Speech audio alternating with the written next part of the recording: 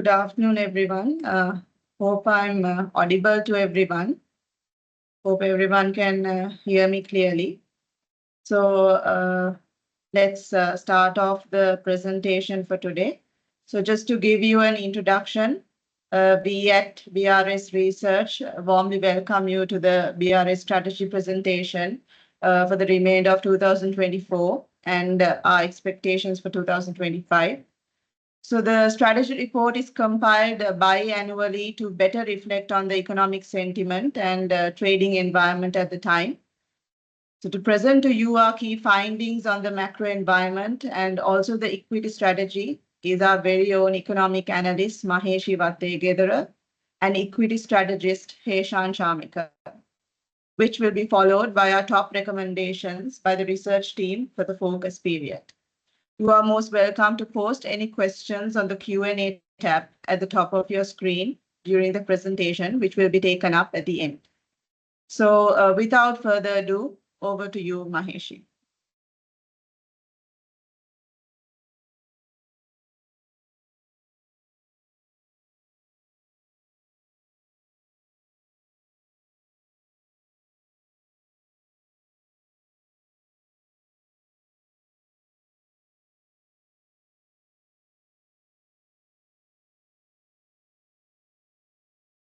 Can you hear me? Can someone please confirm whether you can hear me?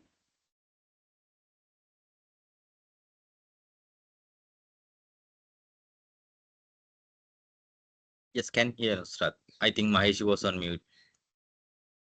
Okay. Okay. Hope I'm audible now. Yes, Mahesh. Okay. Thank you, Haishan. Thank you, Nusrat. And so let's start off the presentation with the medium macroeconomic outlook for 2024. You know that at present, all eyes are on the upcoming presidential election. What will be the policy changes after the election?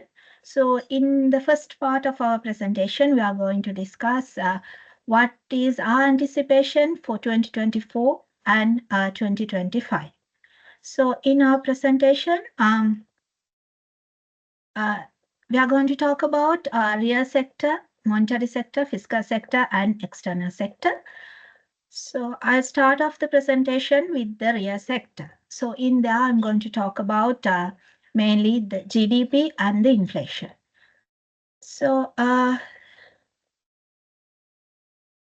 starting off with the GDP growth forecast. So as we mentioned in our previous strategy reports in 2023, the economy started to bounce back from second half of 2023. And for 2024, we expect 2.6% annual growth, mainly aided by the expansion in monetary policies and the recovery in external demand, and also the relaxation of import restrictions. We expect them to boost the industrial activities and also the resurgence in tourism and tourism-related activities.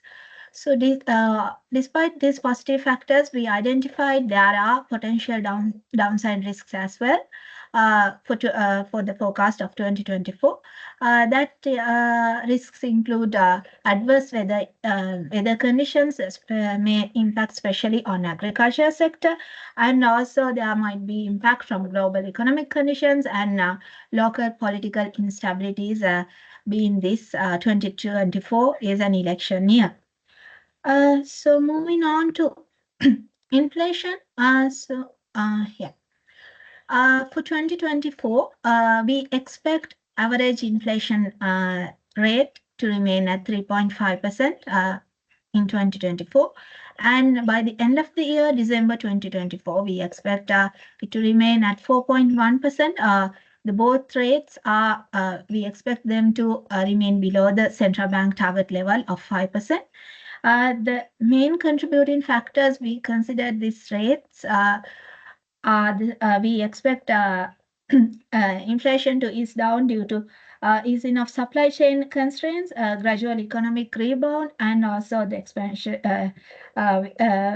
expansion in monetary policy conditions. However, we identified again there are upside risks, mainly coming from fluctuations in global commodity prices and changes in there might be changes in commodity levies and there might be tax revisions, and also with the changes in global commodity prices, there might be impact on there might be adjustments in energy tariffs, which could impact on domestic inflation levels, and also we expect possible depreciation of the exchange rates going forward into 2025. So we are going to talk about all these in upcoming slides. So from that, I'm going to move on to the monetary sector. In there, we are going to talk about the interest rates, mainly policy interest rates and market deposit and lending rates. So I'll start off with the central bank policy interest rates. So after implementation of new Central Bank Act, the price stability become the primary focus of central bank. So with that, as I mentioned in the previous slides as well, currently the headline inflation as well as the core inflation both below the target level of 5%. Therefore, we do not see a significant rate cut in second half of 2024. So in the recent monetary policy review, they decided to cut 25 basis points. So we have two remaining announcements for the second half of 2024. So in this period, in second half of 2024, we expect 50 to 100 basic points rate cut. And going forward to medium to long term, we believe that the central bank revert back their policy rates to pre-pandemic levels of 6.5% to 7.5% in medium to long term. However, as I mentioned before, the central bank will monitor inflation and adjust policies as needed to maintain the stability. And moving on to market interest rates. Under market interest rates, we are mainly going to talk about the government security yields and the market lending and deposit rates. So first, I'm going to talk about the government yields. So you can observe, if you go through the previous data, you can observe following the domestic debt restructuring, debt optimization measures, we can observe there is a there is a decline in government security yields. Now we can, if we compare with the corresponding period of last year, we can see there is a rate reduction, almost double rate reduction. So going forward in the second half of 2024, we projected 91 days treasury bill rates to remain around 9 to 10% and 180 to 360 days treasury bill rates to remain around 9 to 11%. And when it comes to market lending and deposit rates, first I'm going to talk about the market deposit rates. So when we take the market deposit rates, we cannot see the market deposit rates quickly reflect the changes in monetary policy, especially if we take the FD rates.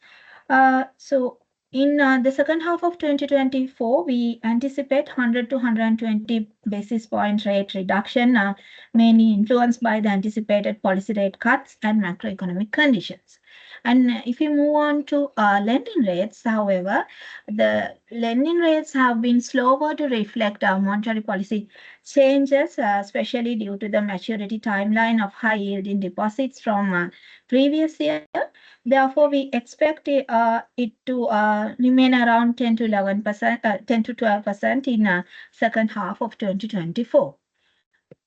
And moving on to the next part of the presentation, that is fiscal sector. So when it comes to fiscal sector, we are going to talk about the government revenue and expenditure.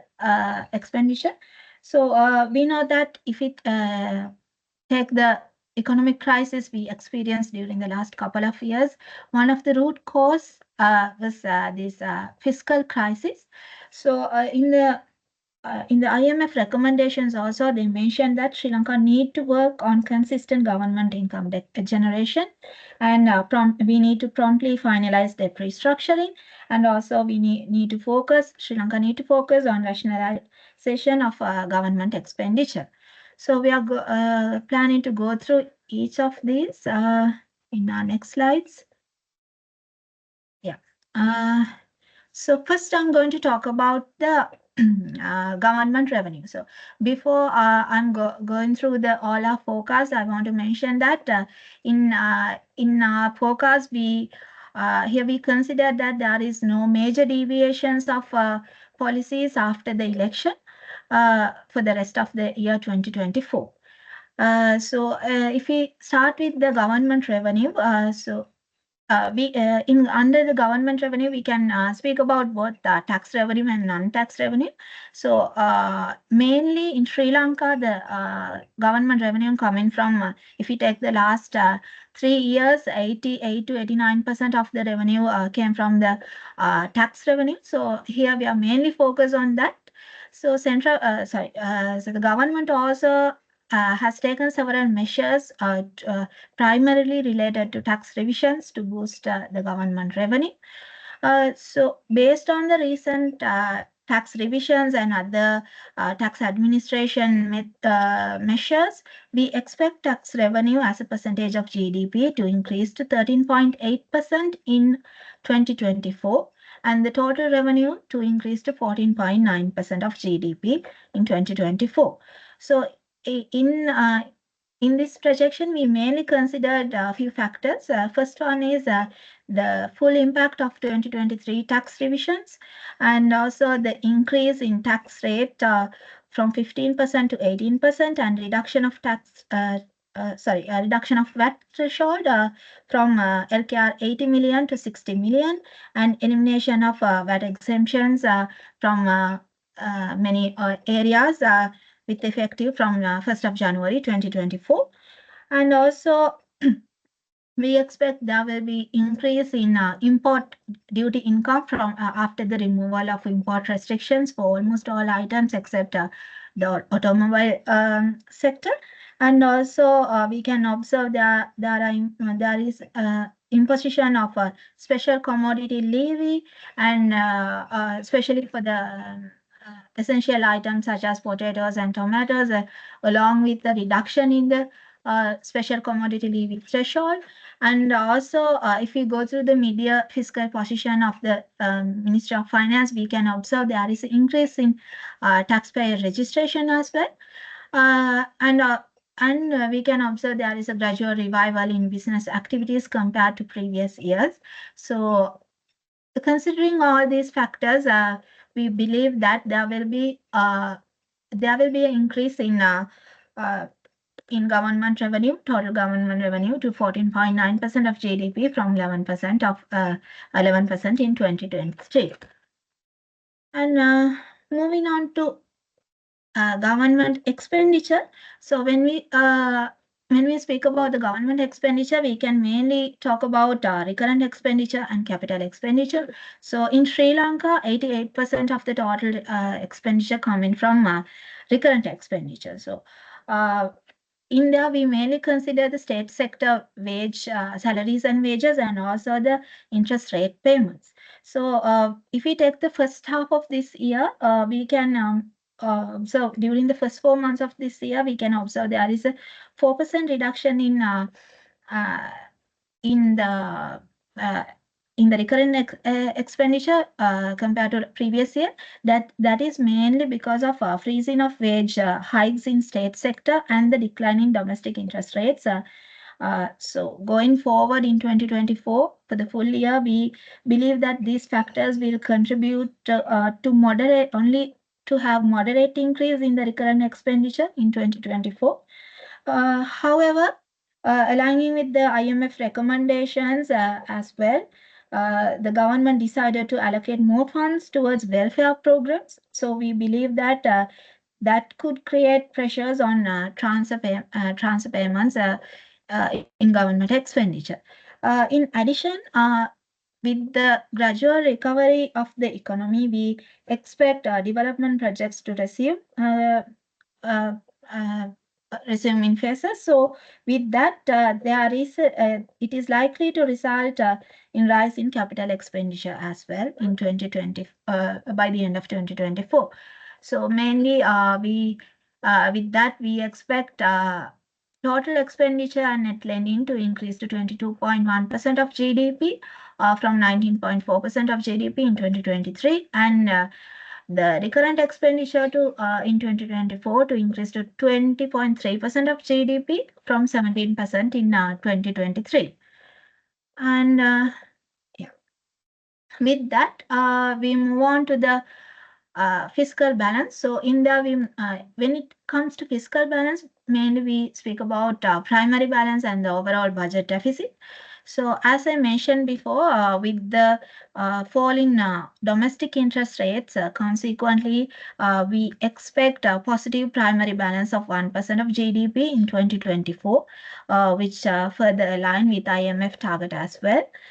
And when it comes to current account balance, uh, we expect it to down to 5.4% of GDP in 2024 from 6% in 2023, and overall fiscal deficit to uh, reduce to 7.1% of GDP in 2024 from 8.3% in 2023.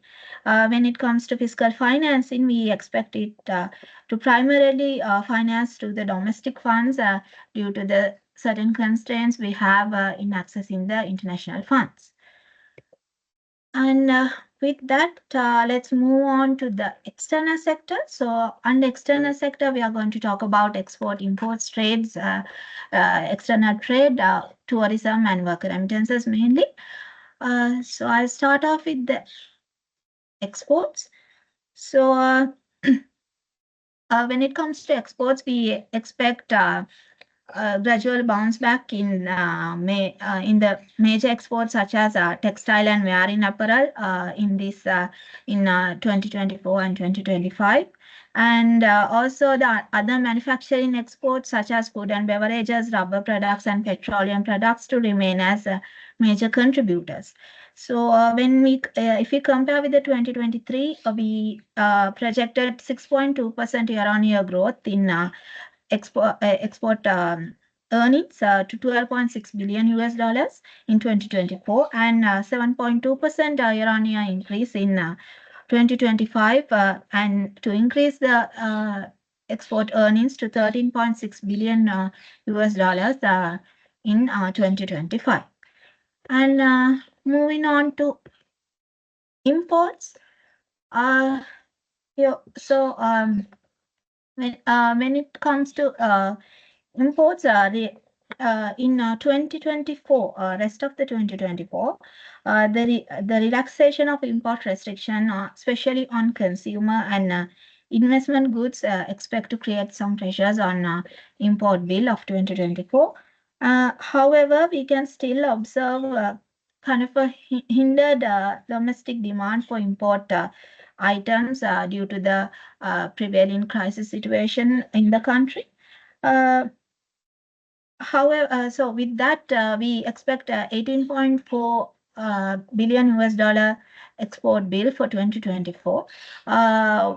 However, when we move on to 2025, with the we anticipate relaxation of restrictions on personal vehicle imports as well, and also we expect gradual bounce back in economic bounce back in business activities, and also there might be impact from fluctuations in freight rates due to these current geopolitical uncertainties and all. Considering all these external factors and all, we expect in 2025 import bill to increase to 22.7 billion US dollars. Yeah, 22.7 billion US dollars.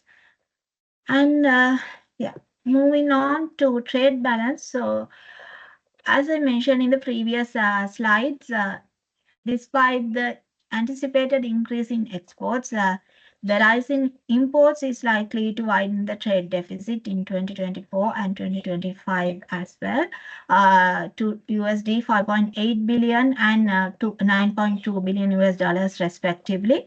So with that, in 2024, we expect trade balance as percentage of GDP to remain around 6.3% and in 2025 to 9.8% of GDP. And with that, let's move on to the other major foreign inflows of Sri Lanka, that is worker remittances and tourism sector. So first I'm going to talk about the worker remittances.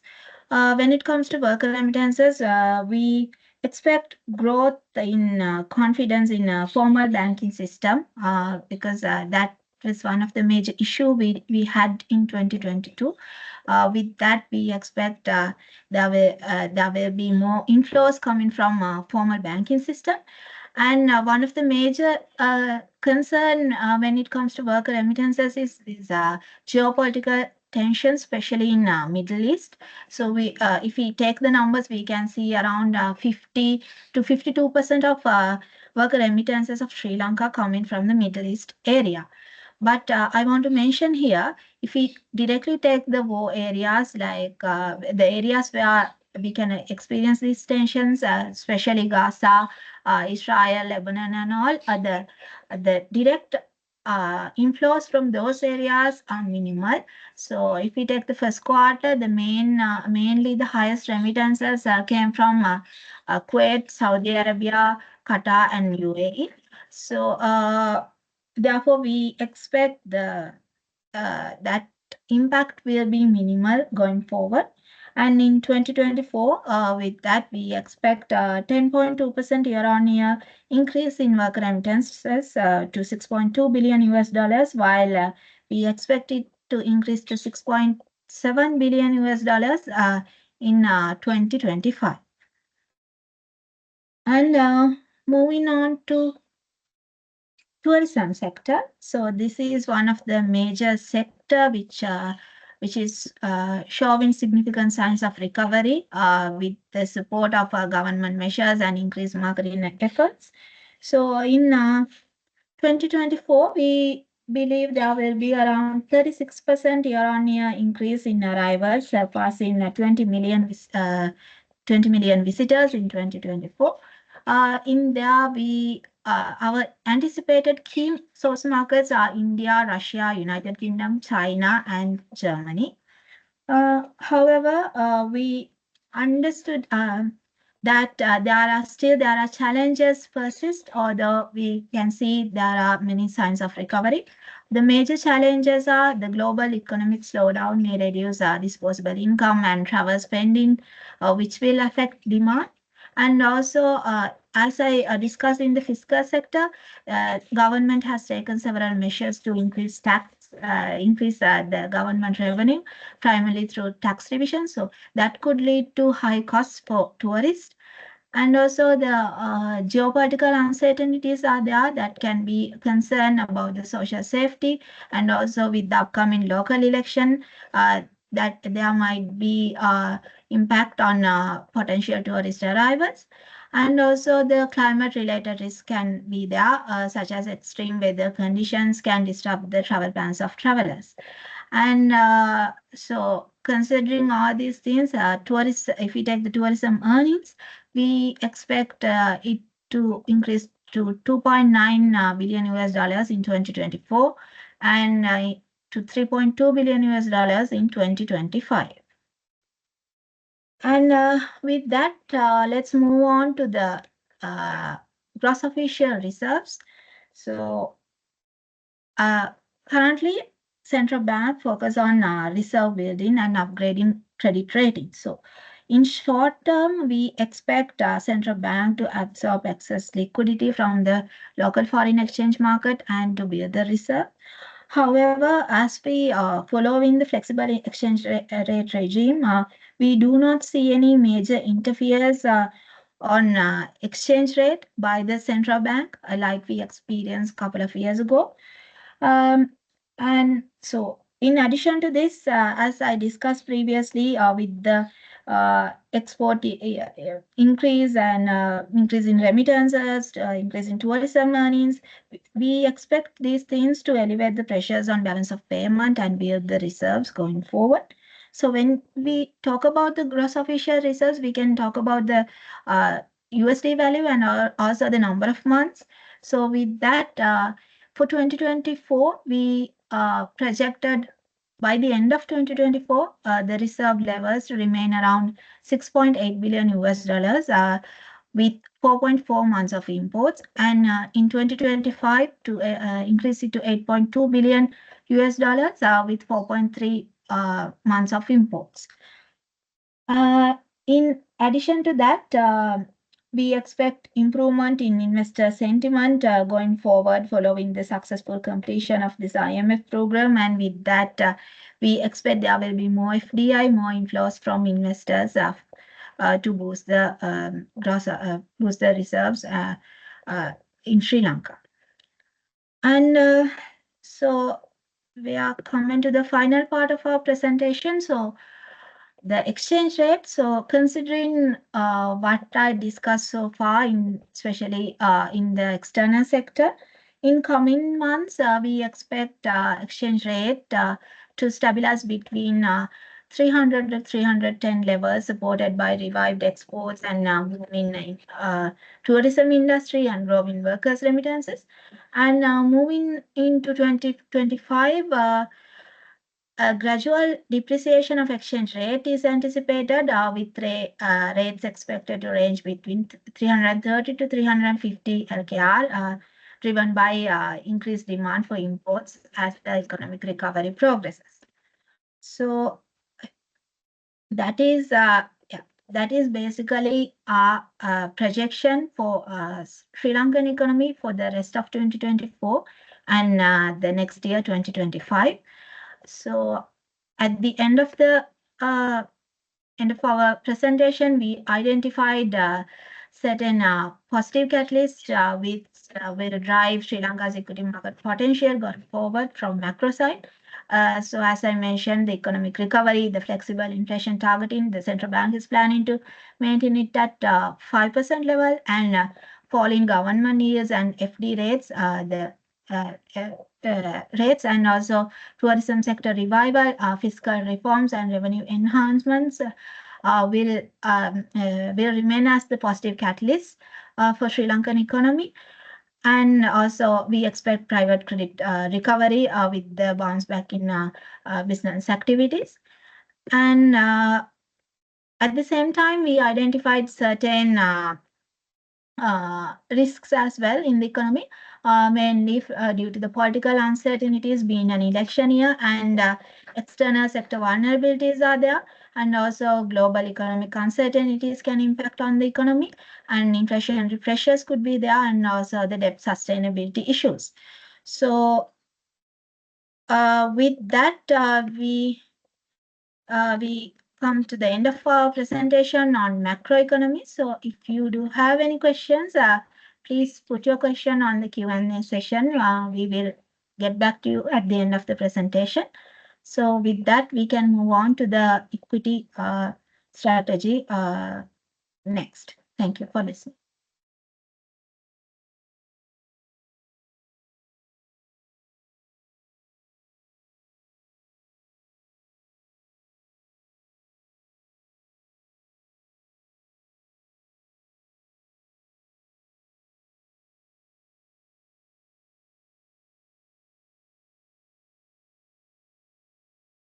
Yeah, so good afternoon, ladies and gentlemen. Hope my screen is visible and I'm audible. So welcome to BRS mid-year equity strategy presented. We released the report a few weeks ago, and we are happy to do the presentation on what we felt regarding and what our analysis suggested and what our recommendation based on our strategy. So I know the chips are down at the moment with the uncertainty, as Mahesh also pointed out, with the economic angle. The presidential election is expected to happen on 20th September. So with that happening, you can expect at least a slight change from some of the policies and its surrounding. So with that, all eyes are on policy direction. Not only on economic angle, spilling from economic outputs into the equity part.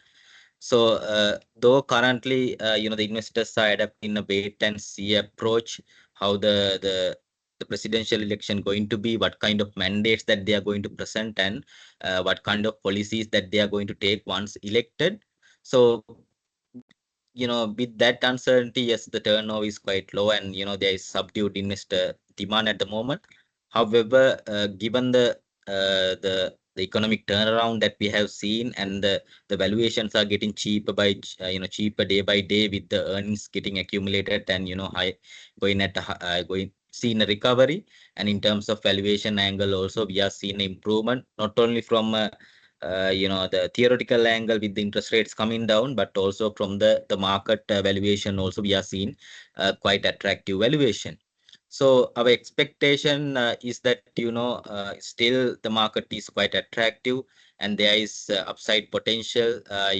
Although the short term uncertainty is there, yes, for the short term trading, there are uncertainties, and some sort of not the favorable market at the moment, but for the medium to long term investors, what we are seeing is that there is attractive valuation, especially stemming from the fact that we have seen several reforms coming into play, and the economic scene a turnaround once the policy direction is set out by the elected candidate, and the fall in interest rates are actually favoring the equity market. And also you see there is tax advantage on equity, and earnings growth are also supplementing the cheaper market valuation that we are seeing, which making it even more attractive when we head towards the numbers that we are forecasting in 2024 and 2025. So in that context, we are still quite bullish on the market from a medium to long term angle. Yes, the short term sentiment isn't that great, and maybe it's uh, you know maybe the attractive market prices are sitting out at the moment. So the buying on price weakness is something that can be attractive for medium to long term investors at the moment. So we are expecting earnings growth of 16% to 529 billion in 2024, so coming from 455 billion in 2023, and to grow by a further 11% to LKR 590 billion in 2025, driven by economic recovery as well as the decline in interest rates. So based on the 2024 earnings projection, we have arrived at an ASPI fair value of 14,000, and based on 2025 earnings, we have arrived at a fair value of 15,500 at a justified P of 10 times. So the 10-year historical market P for SPI is around 12 times, and frontier market P at the moment on a trailing basis is around 15.7 times, and the regional market average P that we have taken as our regional countries, out of that, we are looking at the average market P of 14.5 times. So there is a quite attractive valuation there, even from a historical market angle. Over the time we have felt that we are still we were trading at quite sharp discount, and that discount to frontier market and the regional market has somewhat widened in the current context. So based on that, based on the sector forecast that we had, and based on the individual forecast that we had, our recommendation or the topics based on the equity strategy that we have developed for the second half of 2024, these are our recommendation. We are quite optimistic on the banking sector, commercial bank, HNB, Sampath, and those are the three bigger banks, and then the NTB purely based on the quite lucrative asset management and the high ROEs. And then the NBFI sector, in general, yes, with the import restrictions are gradually easing off over the next few years, that will, see a positive catalyst for the sector in general. And at the moment also, they are seeing a consistent performance from some of the counters. So in that context, based on not only based on the favorable environment, also the valuation, we are looking at central finance and LB finance. And then the conglomerates with long-term value, we have been, covering JK, HMAS, Sunshine, and then we are adding into, Spen and Mills into top picks based on the equity strategy. And then order book led recovery and growth for the fabric exporters, TJL and MGT. And then with the recovery in the construction sector, ACL cables, and also with the recovery of consumer sentiment and other factors playing out, CIC. So I will, go through some of the positive catalysts that we believe that would re-rate market to its fair value once the materialization of those catalysts. Certainly, at the moment, what we are looking at in order to drive the or instill the positive sentiment amongst the investors is the policy direction. So the implementation of clear reforms that are actually in line with what is expected through for the betterment of the country, and also with the in line with the IMF program. That is something that could actually drive our market, and also still some sort of a positive investor confidence. And also we are almost done with the ISP restructuring. We had come up with we have agreed with the bondholders for a deal. uh, we are yet to get the IMF board approval, which is most likely to happen. Once that is done and we get the approval from the official creditors, that will also paint a positive picture or image of the Sri Lanka's advancement towards achieving debt sustainability. So once that is passed out and that is materialized, hopefully over the time we will likely to see a improvement in the ratings that will give us to access to the commercial credit. And also some of the investors, the foreign fund managers are likely to remove some of the restriction that they have that they have on their funds in terms of investing on some of the defaulted countries. So that will be some sort of a positive catalyst that we are seeing there as well, that could, upon the materialization, that could re-rate the market to its fair value. And also the fall in market interest rates, we have seen there's a little bit room to grow in terms of lending rates, yes, but in terms of investment areas, the interest rates are actually dropping, and that favors equities. And also the in terms of tax consideration, the interest income from fixed investment can lead up to maximum rate of 36%, based on the investment you have made. However, the withholding tax on dividends is 15%. The capital gains on trading on equities are exempt, so that will give you some sort of a cushion in terms of equities. And also, as I uh, talked earlier, with the economic recovery that we are expecting from a trouble period before, the earnings growth will also see the market valuation on a forward looking look forward basis seen an attractive valuation, not only for the overall market but also for the sectors and some of the individual companies. So the key concerns, the downside risk that are possible is the uncertainty. If there is any kind of significant deviation following the following the presidential election from IMF program parameters, and also if there are any kind of significant deviation from the hard reforms that we have taken in order to present popular political present popular political conditions of mandate, that will somewhat have a negative impact on the discipline that we needed from a fiscal angle as well as from a monetary angle. So if there are any kind of delays in terms of ISP restructuring and some of the other achieving some of the other IMF targets, that also can have an impact on the overall sentiment towards the market. So those are the critical or the concerned downside risks that we see from a market perspective. So this actually to give a highlight on how the sector performance on a year basis and on an annual basis. So as I pointed out before, we are expecting a 16% growth in 2024. So most of the sectors are likely to see a earnings growth, except maybe some of the sectors like food, beverage, tobacco, diversified financial. So those sectors, there are some companies had one-off gains during the last year.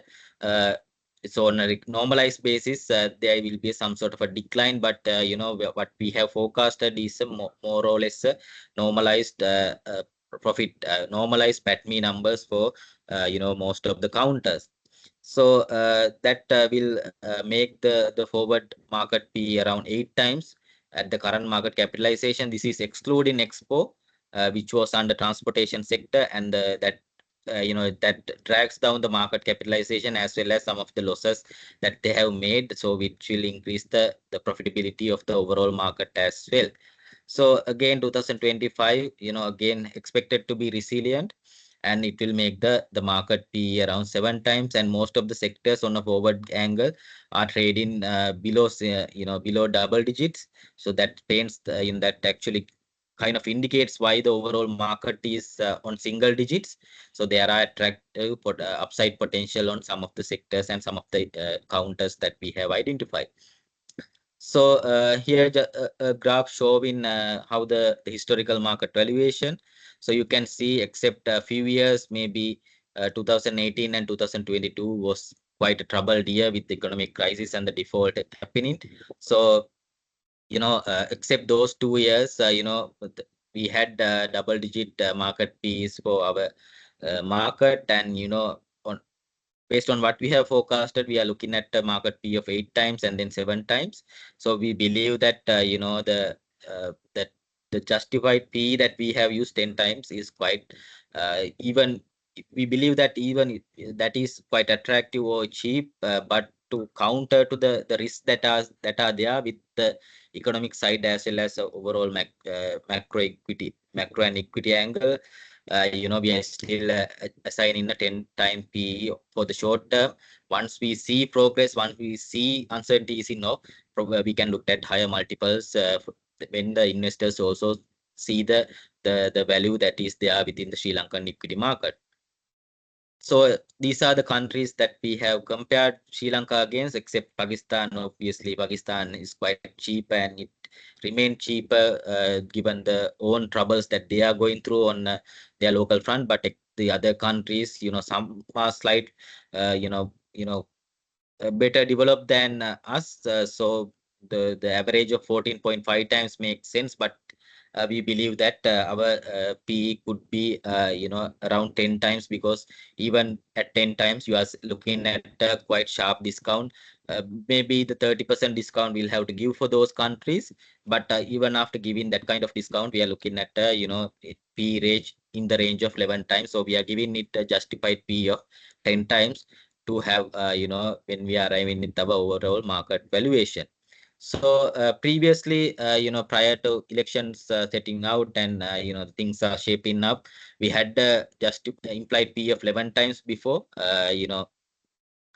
So with the uncertainty kicking in and some of the concern that the investors are having at the moment, we revised down our PE to 10 times. However, our earnings are actually performing better than what we have anticipated. So they have slight upward revision, so that the last time we had the SPI fair value of 13,500. Now we have slightly increased into 14,000, mostly backed by the earnings recovery or the earnings that the overall market is generating. So based on that angle, these are the SPI fair values that we are coming up with.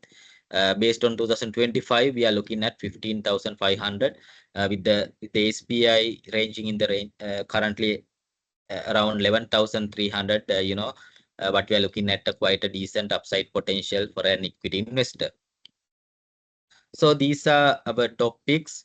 So the valuation table that we have set out here, to showcase how those are looking like on a trailing basis, and also forward angle, and with the dividend deals that is there. So when we set out the strategy report, the market prices were slightly higher than what it is now. So you can expect an upside higher than this. Maybe there are some revisions to do some of the counters, which will be due on due time, and we'll be revising those and sending the earnings review. But on most of the counters which still hanging into those previous assumption, because those were quite in line. So the banking sector giving you roughly at least 30% upside, and just even commercial bank adjusting for dilution effects with the right issue, and how the economy going to be and everything. So the banking sector, we are quite optimistic with the upside potential that we have with our internal forecast and valuation. And the multiples what we are looking at for the banking sector and NBFI sector, less than 5 times, which is quite attractive on a forward basis. Even trailing basis, those are still below 5 times, and the price to book values are also quite attractive, suggesting you on both valuation methodologies, there are upside potential. And for some companies, we have even went ahead with residual income. Even those are giving you quite decent upside potential, with the dividend yields are also relatively high, single digit numbers. So that gives you the icing of the cake when you have the capital gain upside potential. And the other counters, the conglomerates, JKH, Hema, Sunshine. JKH, yes, we have to consider the dilution effects coming from the right issue. We will be revising our fair value and some of the concern that they have with the tourism sector in relation to Maldives. But all in all, still, but we have those under our top picks list. JKH, Hemas, Sunshine, TJL, and ACL, all of them are under our core coverage with fair values assigned. And those are giving you quite decent upside. And on the forward looking, things are expected to get better. And these Spain, Mills, MGT, and CIC, those are under review. And we'll be covering them with up the target prices in the due time. But based on the equity outlook that we have for the overall market, and some the outlook that we have on their the sector forecast, and their segmental performance, we felt that these are also worthy consideration under our topics. That's why we put them under our topics list. So we will quickly run through each individual from highlighting the key catalysts, the key story that why we felt that those are under topics. So the banking sector in general. So what we expect is the credit growth which we have seen during the second quarter of 2024, and going into second half of 2024, we expect credit growth. So that is quite broad for HNB, Commercial, Sampath, and NTB. And we expect that we have seen that the impairment provisions being quite lower in this year, given the prudent provision that they had before. And even in terms of ISP restructuring, general consensus is that they have made sufficient provisions in terms of considering the restructuring scenarios that were presented recently.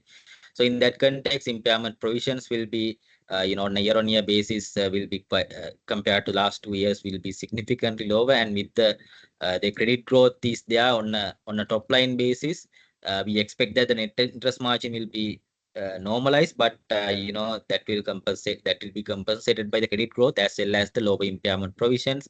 So that's why we had the fair value of 290 rupees and 75 cents for HNB voting, and for non-voting 235 rupees and 25 cents. Dividend expected 8 rupees, comprising both scrip and cash dividend. So upside over 50% based on the market prices that was there, and still the upsides are quite attractive with the current market price. So this is a snapshot of the key investor ratios and the growth in key ratios which were included in our strategy report. So moving into commercial bank, the similar story. I want to highlight uniquely to commercial bank with the right issue is going through, and then they got capital from their debenture issue. So in that context, considering the dilution effects and the funds coming into their loan book growth expansion, the capital ratios will be improved upon those capital accumulation. So we believe that after considering the dilution effect also, there is an upside potential for investors in relation to commercial bank. So that's why we had the buy recommendation with that upside potential range in 30% to 40% for voting and unvoting respectively. You can see the even after dilution effect, the PE ratios are going to be attractive. The price to book values are still quite attractive. And then Sampath also, they have maintained their NIMs at a decent level around 5.2%, and the impairment provisions are quite low. We have seen the results, and then the loan book growth is expected, which is again visible with the Sampath Bank. So in that context, with the decent provisions or the adequate provisions made on ISPs. Again, we felt, we believe that Sampath is something that we can look at. So we have arrived with the tentative fair value of 107 rupees based on an implied price to book value of 0.8 times.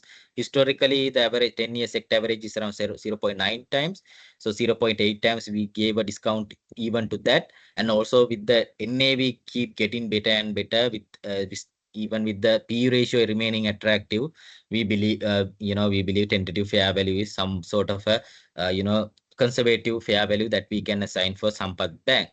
And also their ROIs are improving, and also their strong capital positions favor them as a key as a strong counter that can actually declare cash dividends from the banking sector.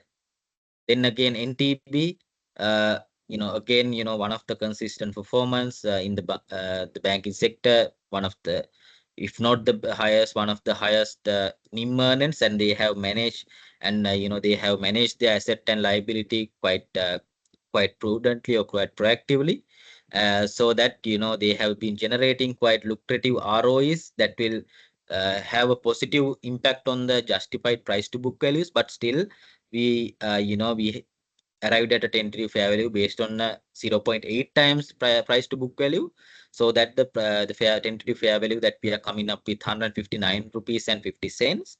And also with the lucrative ROEs and the strong capital positions, that actually gives a positive picture for NTB. So on a similar trajectory, the financial sector, we believe that the NBFI sector is expected to see a turnaround, though there is not much of investment, bullishness on the sector over the, maybe unlike some of the sectors.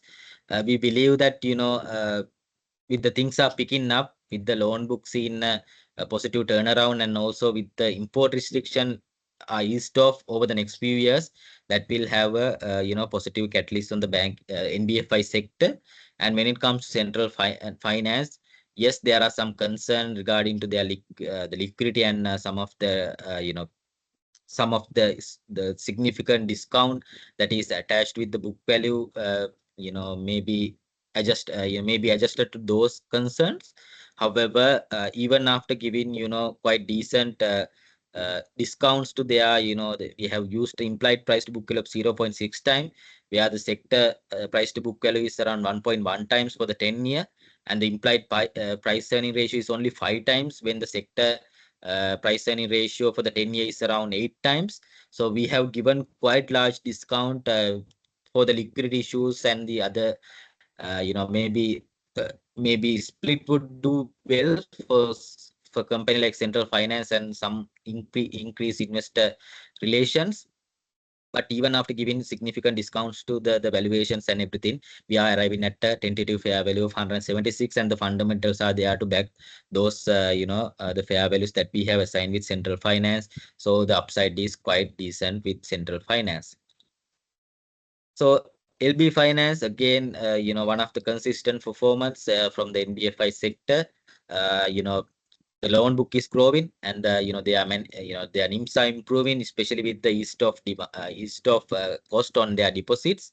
And also, again, as I pointed out before, the import restriction easing out will have a positive impact on the overall sector, and their performance is quite consistent, and their ROEs are quite lucrative, and the capital ratios are quite well managed, and there is quite a significant buffer there. So with that, we have an implied price to book value of 0.9 times, and implied PE of 6.5 times, purely based on the liquidity angle, as well as some of the consistent performance and higher ROEs. Considering all those factors, we have come up with the tentative fair value of 87 rupees and 60 cents. So the upside potential is over 30% based on the current market prices. So moving on to the conglomerates, yes, these fair values need to be revised and to consider the dilution effect. If you assign a 10% dilution purely from a shares angle, we are looking at a fair value of 230, but it's maybe but it's maybe better to do the revision on the forecast and come up with the fair value for the JKH. But some of the catalysts are still there with the JKH with the opening up of the waterfront properties, Cinnamon Life project, which is termed as City of Dream Sri Lanka now. The casino operations opening up will have spillover effects on the overall tourism sector, and now the retail sector will remain resilient. We have seen the performance, and the transportation sector also seen improvement. And there are, the first phase of WCT also expected to commence in fourth quarter FY25. And also the financial services sector with the NTB performing well and the union assurance performing well. So there are the positive catalysts, and the overall most of the investment thesis is still intact, but we'll have to revise for the dilution effects as well as some of the earning revisions on some of the sectors. So we'll come up with our fair value and the target prices with the results being out, and we are currently working on the earnings review. With pretty soon we will be releasing our earnings review on JKH as part of our core coverage. So we'll be moving on to the other set of stocks, and over to you, Shalini, to explain about Sunshine. Yes, thank you, Heshan. So we're moving on to our next topic, which is Sunshine Holdings PLC. And having been in our core coverage for a while, we believe still the stock is poised for longer term returns, especially a catalyst focused on the healthcare and the consumer segment. So with the healthcare segment, we believe while being the leader in the respiratory manufacturing segment, the overall manufacturing segment would be one of the key long-term catalysts for Sunshine. And in addition to that, we also see the IFS investment coming into the healthcare segment, which will further boost the manufacturing capabilities and also bring in some investments into the medical devices and the expansion of the health card retail chain and some of the distribution capabilities as well. So at present, the higher margins are derived from the medical devices and manufacturing segments, which are driving the healthcare arm of Sunshine. But overall, as they are a fully integrated company from importation and distribution to the retail side and the manufacturing of pharmaceuticals, we believe they're poised for greater numbers in the long run when it comes to the healthcare segment. And also on consumer, they are mainly into branded tea and also export of tea and export of tea, and also in the confectionery market as well. So there we see where we are very positive on is the export segment. So although there were some setbacks in the past, we are seeing that the export volumes are improving, and especially they're witnessing improved demand from new markets, the non-traditional markets such as the Middle East, China, and so on. Specifically, the demand from China has been positive, which has helped the export performance to bounce back in the recent quarter. And the agri segment mainly is the contribution from watermelon plantations. There too, the key contributor is palm oil. So despite the global prices remaining somewhat muted, we believe with the seasonality also coming into play, there will be better yields from the existing crops. And of course, given that the palm oil replantation ban is reversed, there could be further benefits for watermelon. The dairy segment, despite a lot of setbacks at the start, have shown some positive signs. So that is something that we could look forward to. So these numbers need to be revised, but overall, it's in line with our expectations. So we have a target price of 86 rupees, and the counter trades at about 6.6 times based on our forecast EPS for FY25. So we can move on to our next topic, which is Hemas Holdings PLC. So yes, when it comes to Hemas, the two main segments driving Hemas is the home and personal care segment and the pharmaceuticals. So, home and personal care in the local market, in the near-term focus will be on volume growth, supported by the value for money products and the innovations that they've come up with.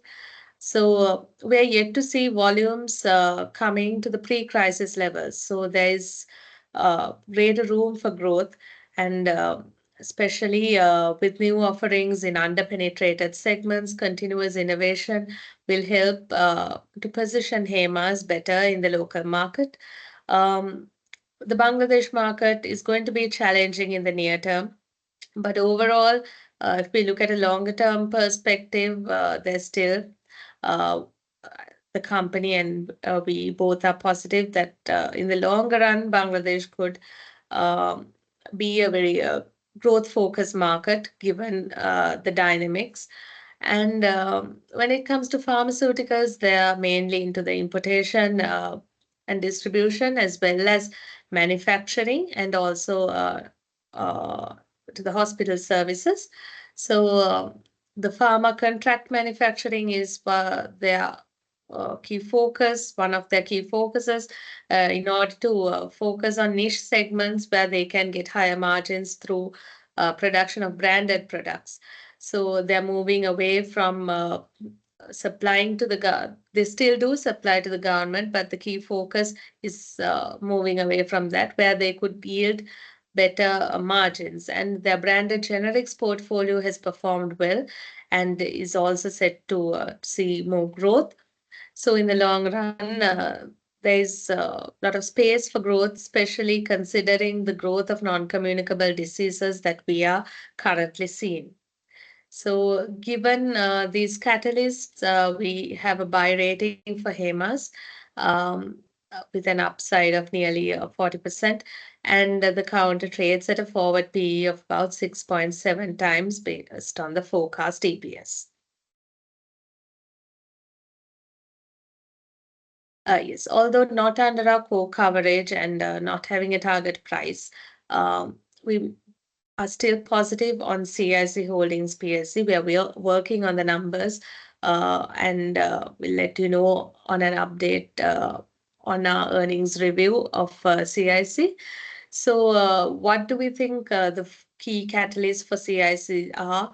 Is that we view the segments as more defensive segments, especially when it comes those related to consumption. So as gradually the economy recovers, as the consumer sentiment recovers, we believe that there will be more agri growth in the agri segment, which will see more inputs in terms of agrochemicals and fertilizers.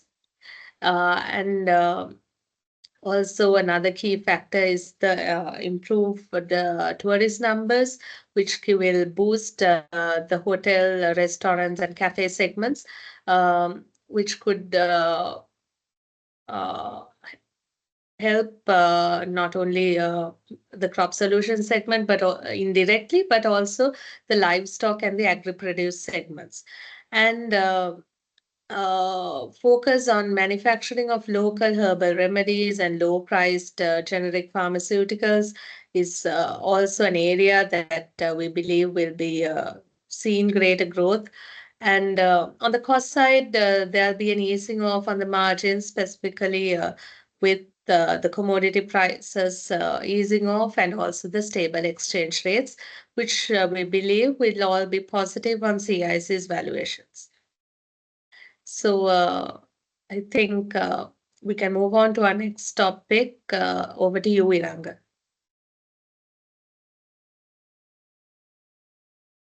Yes, thank you, Shalini. We can move into the ACF slide. Okay, So ACL Cables PLC is the latest addition to our core coverage. Following our most recent earnings review, we have set a target price of 118 rupees and 25 cents for the ACL. So based on the current market prices, as per today market price, this represents 42% of upside. This positive outlook is primarily driven by favorable macroeconomic conditions that benefit the construction sector, specifically the overall interest rate. If we consider about the overall interest rate in the country, is now on a declining trend, and which we expect to continue a little bit further. And the AWPR is now hovering around 9% levels, and housing loan rates have decreased to a range of 11% to 15%, down from over 20% just we had few years ago. And the resumption of foreign funded projects and increased activity in the private construction sector are expected to boost the demand for cables in the coming period. And moreover, the copper prices, a key input for cables, especially if we consider about the ACL cost structure, 84% represent the raw materials. Now the copper prices are once again on a downward trend. Prices are fallen below the 9,000 mark after the recent prices rally. And in addition to that, government goal is to generate 70% of the country's energy needs through renewable sources. So actually ACL Cables PLC offering products for solar projects, which is required a specific special cables. So we hope consequently we anticipate increased demand for these type of cables as well. So moving on to the next slide, TJ.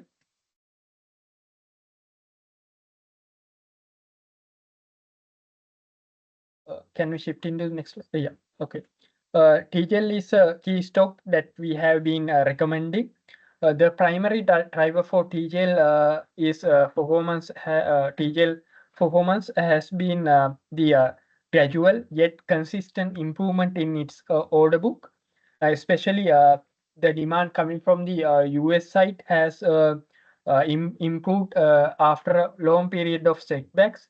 Additionally, yarn prices, the main raw material, remain low, which is much beneficial for the company. The recent reduction in electricity tariff will further contribute to lower the cost of sales and improve the gross profit margin in coming period.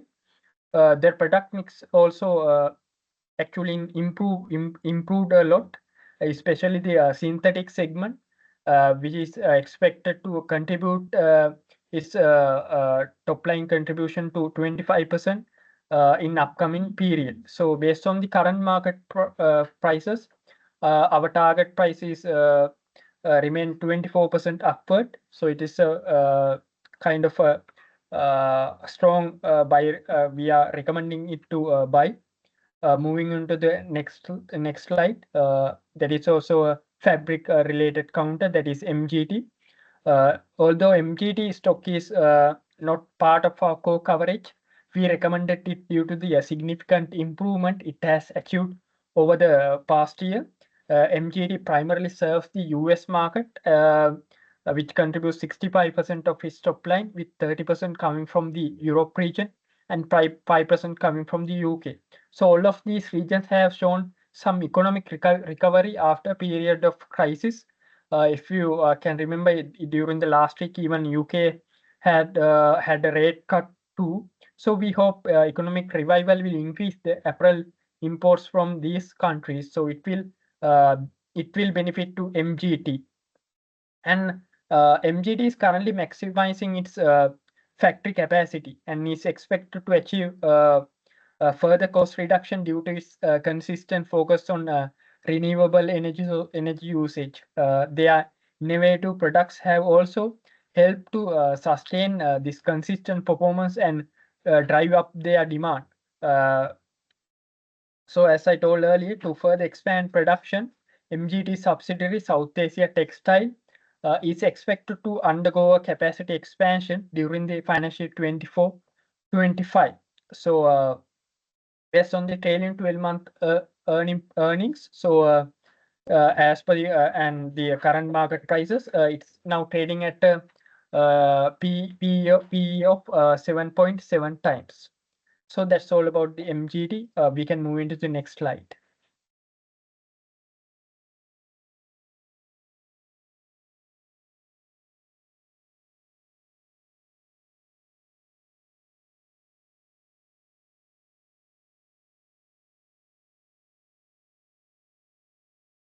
So our next recommendation on the list is Econ Spence. Of course, this is still under review, but given the recent boom in the tourism sector and the revival, we have put this as a key catalyst, as you can see here. So in 2024, the tourism sector for Spence contributed 69% to top line and also 51% to the bottom line.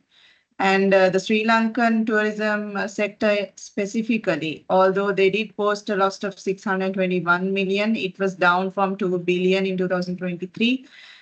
We do see that as a positive turnaround, and we expect this to break even at least and then improve thereafter in 2025 and 26. So also the low interest rate environment, there's one thing that had always impacted the bottom line of Spence. So most of the interest expense is coming from the tourism sector, 61% to be specific. So we are hoping that the top line growth in the tourism earnings and the low interest rate environment will minimize the finance expenses going forward, which will aid in bottom line growth. Also, the global trade volumes, we know that Spence has a good exposure in maritime and logistics. So we did see some factors impacting that performance last year, but we are hoping that the trade volumes that are gradually improving globally, the demand increasing gradually will boost that sector performance this year.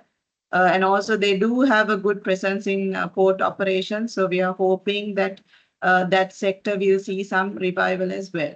So all in all, the main catalyst for Spence we see the tourism sector and also the maritime and logistics sector.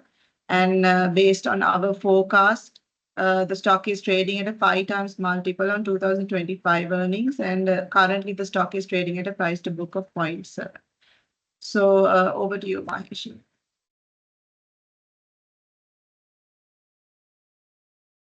Yeah, with that, let's move on to the Mesta Corp. So our last topic for the day.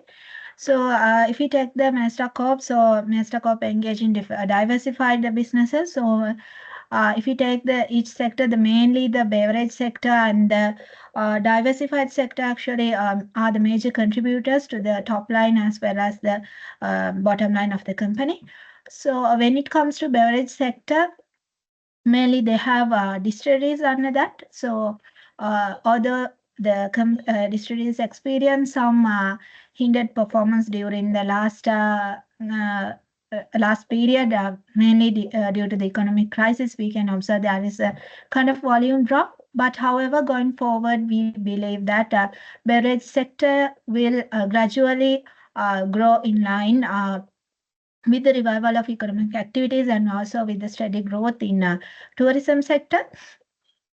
And also, if you take the beverage sector, one of the key concern there is with the we can observe there is a shift in demand from soft liquor, from hard liquor to soft liquor. But again, when it comes to distilleries, they recently acquired Heineken Lanka, which is one of the branded soft liquor company. So going forward, we believe that they will be able to manage that challenge as well. And also, although there are positive catalysts, we identified that there might be impact on tax revisions going forward, especially from excise tax. And also we know that typically there is high income tax on sin industries. So there is impact from that for the beverage sector. And the next major sector is, as I mentioned, the diversified sector. So that includes mainly the econ spends. I'm not going to dwell too much on that, as Nusrat already spoke about it. So with the gradual improvement in tourism sector, we believe that this leisure sector, tourism, hotels, and traveling sector will improve going forward. Especially with the Econ Spence, they have their own travel agency. So, and also they have extended inventory of rooms in hotels. So with that, we believe that they will benefit from that going forward. And also when it comes to beverage sector, when it comes to the plantation sector, mainly they have Madosima and Balangoda, which mainly focus on tea and rubber. So we expect that going forward, the external demand on these products also will increase. So those are the main positive catalysts we identified for the stock corp. So with that, currently the stock trade at 10 times price earning ratio based on the based on 7 rupees and 97 cents TTM EPS based on the current market price, today's closing price, and the price to book value is 0.8 times. And also the Master Corp, we can consider it as it has been a continuous dividend payer during the last period. So with considering all these things, we considered Master Corp also on top picks. So with that, we can move on. Over to you, Hesha. Yes, thank you, Maheshi. So we had included the dividend yield in table as well, just to back up the the thesis and everything. If we are looking for a consistent dividend paying companies, yes, since we have put last year table, you have to be mindful about the forward earnings, whether the same dividends will be recurring. So, but we have seen some companies like whatever Chevron Lubricants, then PLC tile companies, CTC, likewise some of the companies which are actually paying dividend continuously, so that you can make an analysis from this table whether those will to be included under your investment portfolio as part of dividend stocks. So with that, it brings to the conclusion of our presentation. Just to summarize, what we have presented through the equity strategy. Let me go to the the initial summaries, initial summary as well. So even despite the subdued investor sentiment at the moment, investor confidence, we believe that once the policy direction is set out by the elected candidate, the market will see a positive turnaround. And if there are no significant deviation from the political landscape, that will paint stability to the overall market and the economy. And this finalization of ISP restructuring and the debt restructuring program kicking in, we'll see positive picture from the rating angle, and the interest rates are falling down, which again push funds into the capital market.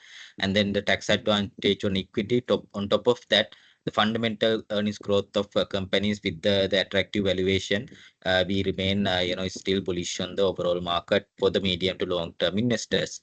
We expect earnings to grow in the next 2 years, and based on a justified PE of 10 times, we arrived at a SBI fair value of 14,000 for the near term. And then for the medium to long term, we are looking at on a stage basis on a equity cycles, the SBI pushing up to 15,500 if the things are to materialize from the angle that we are looking at. So our topics are the banking sector and the financial, the NBFI companies, commercial bank, HNB, Sampath, TB, Central Finance, LB Finance, which have upside more than 30%, and then the conglomerates with long-term value, which are under our core coverage, JKH, Hema, Sunshine, again have quite decent upside. Spain and Mills, we are putting under our topic list, and we will be working on them to bring out earnings review in the future. And then the order book led recovery and growth for fabric manufacturing or the exporters, TGL and MGT. TGL we have in our core coverage, and MGT we will be adding into our core coverage. And then the construction sector led and the economic led recovery or the growth for the ACL, which we have a internal coverage and a decent upside.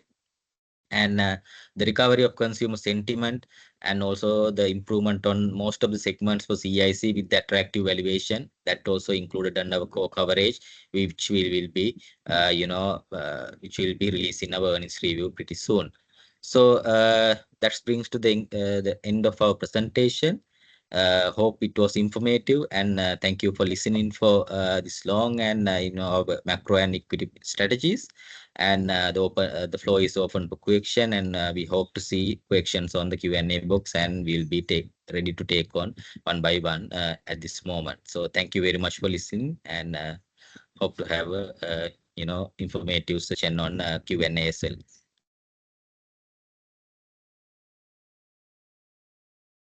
So thank you, Heshan, Maheshi, and the rest of the team for your presentation.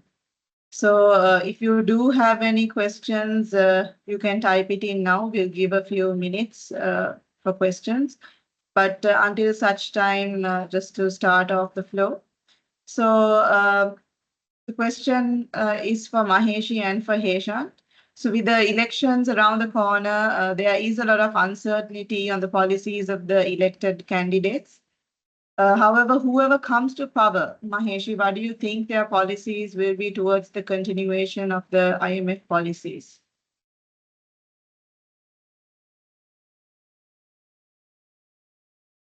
Maheshi, on mute. Can you hear me now? Yes, yes. Okay. So yeah, that is one of the major topic on discussions these days. So yeah, so when it comes to policy changes in post-election, like different candidates mentioned different opinions about that. But according to our view, as a macro from macro side, I would say there will be room for negotiations, but mainly when it comes to Sri Lanka, considering the current situation, we may need to we can go for certain negotiations, but mainly we need to focus on achieving this debt sustainability and all the other targets mainly in order to come out from this crisis. So going forward, as we already in the agreement, we think that there won't be major deviations from the current agreement, but there is a space to have negotiations according to the sources, how the sources revealed so far. So in order to be politically correct, I'm not going to mention any specific any policy about any specific policy. So different parties have different policies. So it depends on the new president. However, we believe that we will mostly follow the same pattern going forward.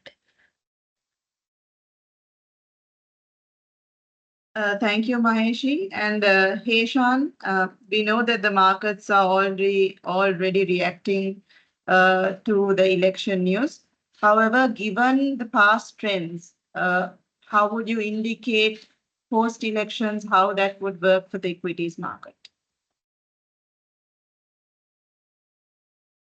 Yes, thank you very much, Nusrat, for that question. So the past trends are actually, if we go through by the previous election cycles, we have seen generally on a traditional basis, there is a rally leading up to the election and post-election, because during the election time you see most of the parties spending, and that will translating into the consumer spending, and the optimism around some of the the optimism around some of this political stability and some sort of fiscal action that actually favoring the market and the economy in general. So the past trends are suggesting that, there's the rallies are there leading up to the election, but this is no normal election that we are having at the moment with the current economic context. There will be little room to, divulge in terms of fiscal front. So we'll be have to stick into some of the, the hard reforms that we have taken, agreed, on Mahesh, what she has pointed out with the relation to the economy. Yes, there are uncertainty what will, if there is a government change, what will happen, and whether there will be any kind of deviation from the IMF. Although, the different parties are suggesting different routes, at least in terms of achieving those targets, one thing that is common on ground that we see is that, they will try to achieve the targets that is supported by the IMF. However, their way of achieving those targets are different. That's what they are trying to say. So in that context, we believe that, the whoever comes into the, the power, the government, and, get elected, will have little room of flexibility in terms of differentiating from the targets and everything, but there will be some sort of a, the maybe the reforms will take a different form. So in that context, we believe that in the current context, once we know the policies and the clarity on how those are going to be, that's when actually the investor sentiment and the positivity comes into play. So it's, the most, but we mostly believe is that, it may not, it may not repeat the past trends that we have seen in the previous elections. So it is, now we have been using this term for a while with the COVID and the economic crisis, and now in coming into this IMF program period, there will be new normalcies in terms of way things are done and when things way things are happening. So the election also will be no different. So we actually we it's it's not maybe practical to go by the past trends. So we'll have to, look at how the things are going to be in the future and how this will be a special case to be analyzed and studied. But what we mostly believe is that, once the policy direction and the mandates and everything set forth, and once we know that there will be stability in terms of economic reforms and the political landscape, that's when actually we can expect confidence from the investors angle that will bring funds into the market again. That's what is the general expectation from our research team. Thank you, Hesham. So we have one question. So given the optimism around the tourism and consumer demand,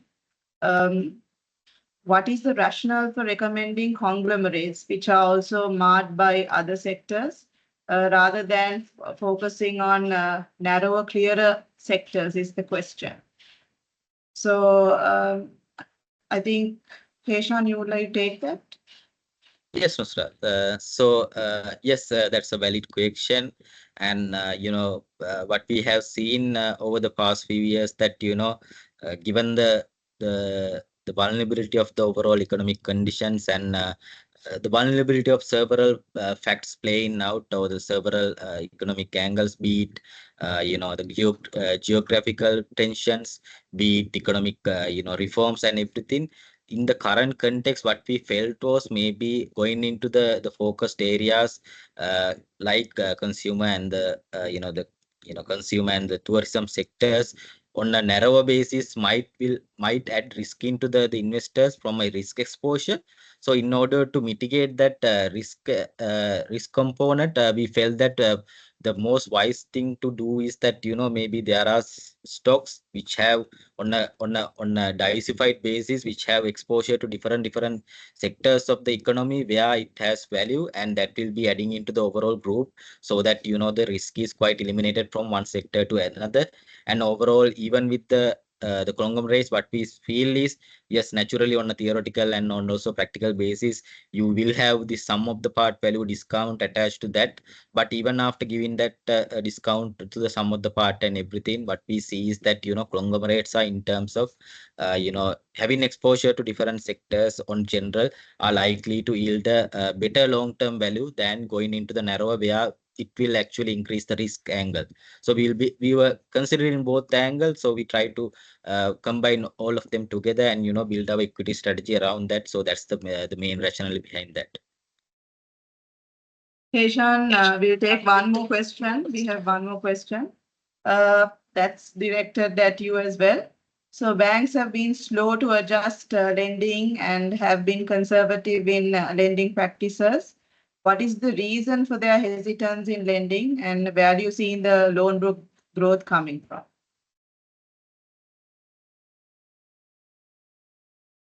Yes. So the initial, initially the banking sector was quite, being conservative, given that the deposit cost were priced at or the locked at a higher rate. Maybe that's why we saw that maybe the lending was sluggish, and also the economic factors were also slightly on the sluggish nature. But we have seen that is being reversed with the second quarter of 2024, and we are expecting it to continue into the second half of 2024. And also on top of that, if you look at the lending in nature, we'll have to look at from the local currency as well as foreign currency, because overall loan book has the negative impact because of the rupee appreciation. So if you are purely focusing on the loan book growth being sluggish, the banking sector were keeping the rates a little bit higher, that because they are the deposit were priced at higher rates. So now that it is coming down and getting materialized, we can expect them to be more slightly aggressive. And some of the banks were actually having some sort of a the tight capital ratios, because if you look at you have seen almost all the banks have went for a debenture issues. So we have seen recently Sampath Bank, and then the HNB, and then the commercial bank initially had DFCC. Likewise, we saw that there have been capital raising. So now the funds are getting in, and the capital ratios are getting improved. So we see that translated into the loan book growth second half. And in terms of sectors at the moment, what we are from what we had with the discussion with most of the banks, it is like that there are slightly different tactics with the different banks, but in general what they are mostly focusing on the traditional modes of the manufacturing export segments, and then they are trying to push in into the agriculture, but it will be mostly into the wholesale and retail trade, like some of the the resilient sectors that they are mostly focusing on. But once the economy picks up and things are getting better, probably they will shift into the other segments like the tourism and the other segments as well. But at the moment, mostly they are focusing on the wholesale and retail. Likewise, some of the traditional segments that were usually driving their loan book growth. So that's the main general expectation from the banking sector. Thank you, Heshan. Thank you for that comprehensive answer, and hope all your questions have been answered. So this brings us to the end of our presentation.